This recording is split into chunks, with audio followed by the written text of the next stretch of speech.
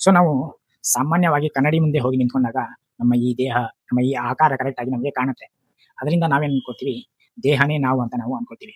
ಆದ್ರೆ ಇದೇ 10 ವರ್ಷಗಳ ಹಿಂದೆ ನೀವು ಹೋದ್ರೆ ನಿಮ್ಮ ದೇಹ ಬೇರೆ ತರ ಇತ್ತು.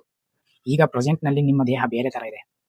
ನಮ್ಮ ದೇಹದಲ್ಲಿ ಎಲ್ಲಾ ಜೀವಕೋಶಗಳು ನಿರಂತರವಾಗಿ ಚೇಂಜ್ ಆಗ್ತಾ ಇರುತ್ತೆ. ಪ್ರತಿಯೊಂದು ಕ್ಷಣದಲ್ಲೂ ಚೇಂಜ್ ಆಗ್ತಾ ಇರುತ್ತೆ. ಪ್ರತಿ ವರ್ಷದಲ್ಲೂ ಚೇಂಜ್ ಆಗುತ್ತೆ. ಪ್ರತಿ ಮಾಸದಲ್ಲೂ ಅದು ಚೇಂಜ್ ಆಗ್ತಾ ಇರುತ್ತೆ.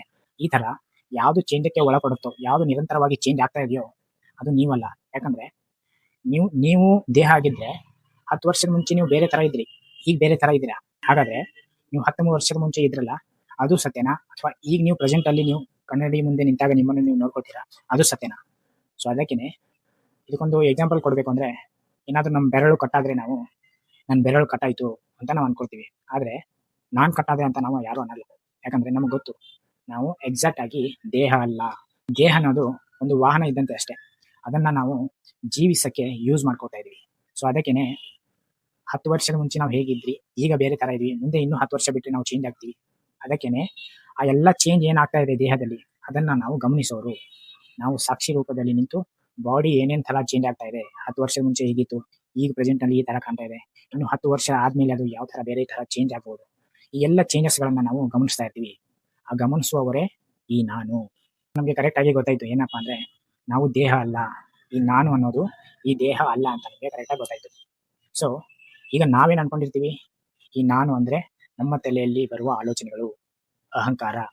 ಆ ನಾನು ಅನ್ನೋದ್ರ ಜೊತೆಗೆ ಏನೇನ್ ಅಟ್ಯಾಚ್ ಆಗಿದೆಯೋ ಅದೆಲ್ಲವೂ ನಾವೇ ಅಂತ ನಾವು ಅನ್ಕೊಂಡಿರ್ತೀವಿ. ಆದ್ರೆ ಇದಕ್ಕೆ ಒಂದು ಬೆಸ್ಟ್ ಎಕ್ಸಾಂಪಲ್ ಕೊಡ್ಬೇಕು ಅಂದ್ರೆ, ನಾವು ರಾತ್ರಿ ಎಲ್ಲ ಮಲ್ಕೊಳ್ತೀವಿ.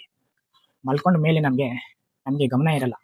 ನಮ್ಮ ದೇಹದ ಬಗ್ಗೆ ಆಗಿರ್ಲಿ, ಅಥವಾ ನಮ್ಮ ಮನಸ್ಸಿನ ಬಗ್ಗೆ ಆಗಿರ್ಲಿ, ಅಥವಾ ನಮ್ಮ ಯೋಚನೆಗಳು ಅವಾಗ ಇರೋದಿಲ್ಲ.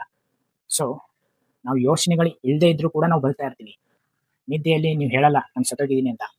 ನೀವು ನಿದ್ದೆ ಮಾಡ್ತಾ ಇರ್ತೀರಾ, ಆದ್ರೆ ನೀವು ಜೀವಿಸ್ತಾ ಇರ್ತೀರಾ, ನೀವು ಇನ್ನೂ ಬದುಕಿರ್ತೀರಾ.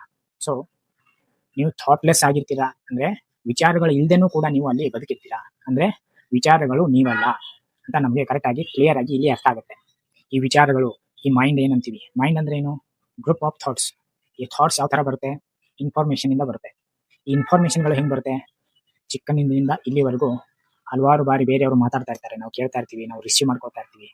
ಬೇರೆ ಹಲವಾರು ಬುಕ್ಗಳನ್ನು ಓದೋದಿರ್ಬೋದು, ಅಥವಾ ಲ್ಯಾಪ್ಟಾಪ್ ಯೂಸ್ ಮಾಡುವಾಗ, ಮೊಬೈಲ್ ಯೂಸ್ ಮಾಡುವಾಗ ಎಲ್ಲ ಕಡೆಯಿಂದ ನಮಗೆ ಇನ್ಫಾರ್ಮೇಶನ್ ಬರ್ತಾನೆ ಇರುತ್ತೆ.